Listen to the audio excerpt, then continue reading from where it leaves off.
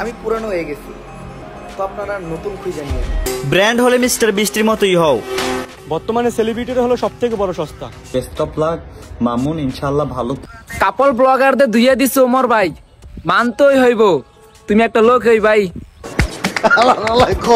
Hey hello বেবেদারা, আসসালামু আলাইকুম। সবাই কেমন আছো? আশা করি সবাই ভালো আছো। ভাই আপনার কাছে কাকে ভালো লাগে, রাখি বসেন অন্তরা নাকি পারান? দুনুকে তেরে মাদাচ্ছো।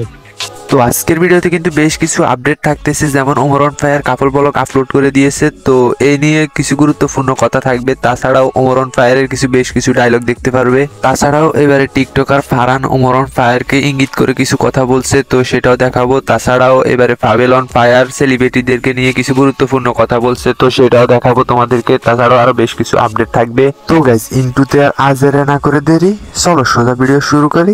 সময় কম, শুরু করো।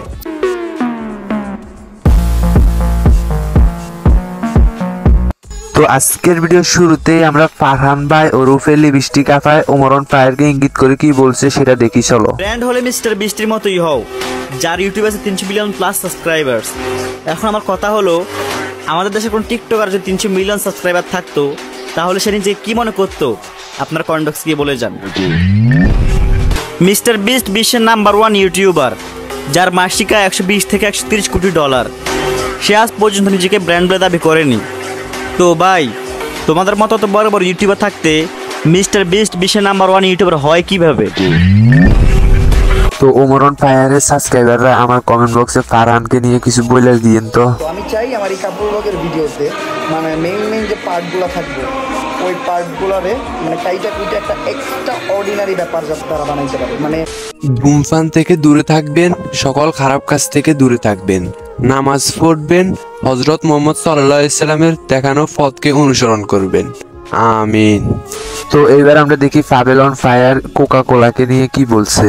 বর্তমানে সেলিব্রিটির হলো সবথেকে বড় সস্তা। এদেরকে আপনি টাকা দিয়ে গুড়ের উপর দিয়ে হাঁটতে বললেও এরা হাঁটে। তাই তো এরা এখন টাকার জন্য মুসলিম হয়েও ইসরায়েলের পা চাটে। কোকা-কোলা, পেপসি, 7 আপ ছাড়া তোমার দিন চলে না, কারণ তুমি এগুলোর ভক্ত।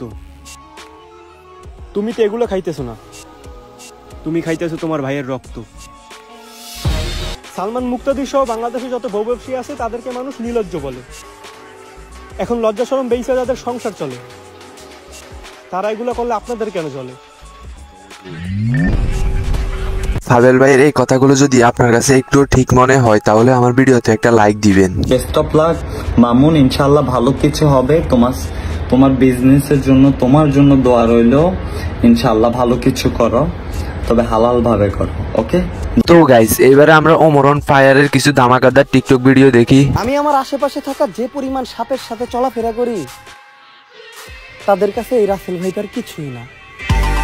এমনিতে আমি ঝামেলা একদমই পছন্দ করি না, কিন্তু শুরুটা যদি আপনি করেন তাহলে শেষটা আমি করব। বাবার নিয়ে বইলা শেষ করা যাবে না, কারণ বাবা কথাটাই হলো একটা উপন্যাস।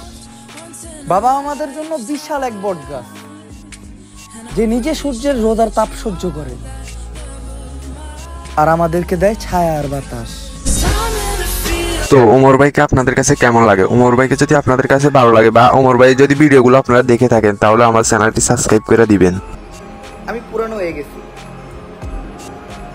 তো আপনারা নতুন খুঁজে নিয়ে আমি পুরানো হয়ে গেছি, আপনারা নতুন খুঁজে নেন, এটা আমি বইলা রাখলাম।